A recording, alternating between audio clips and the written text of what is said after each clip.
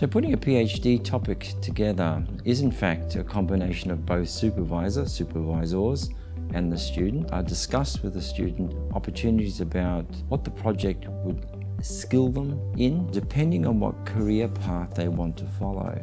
So that's a pretty big conversation.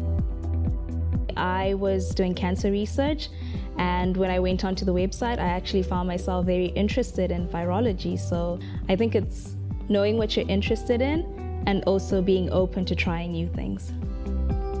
Despite the fact that I was thousands of miles away in South Africa, we managed to communicate over email, and we managed to come up with a really great research proposal that ended up in me getting a scholarship. I didn't start straight away with my topic. I started reading the literature, reviewing them, and critically analyzing and see if there's an area of need for study or further exploration.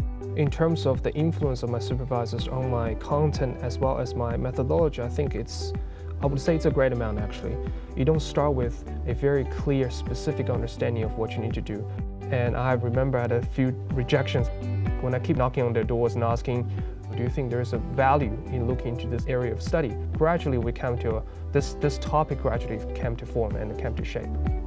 You have to work pretty hard on a fairly narrow area overall, and so it's got to be something you feel really passionate about and very clear about. Writing the proposal is really part of that process, just trying to think through in concrete terms how you actually might do the work you want to do.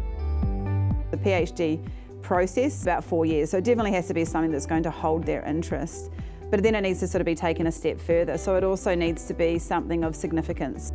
And also, where is your point of difference? Who is your audience when it comes to that research?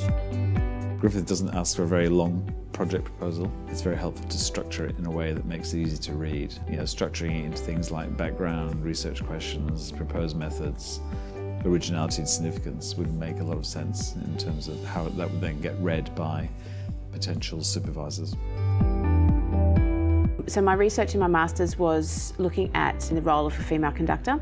When I was doing my application, I spoke with Dr. Peter Morris. He was one of the conducting lecturers. Pitched my idea to him and he helped refine what I was going to propose in my application. I chose working with Peter Morris so that I could develop my conducting technique and my exposure to ensembles and genres and things like that.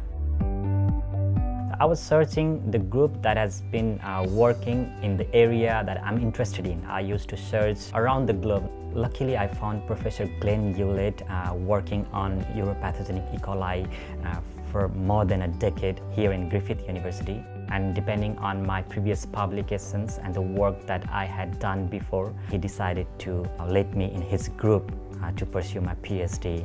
I found this team, my area of interest matches. We've been doing a good research and I'm so happy for that.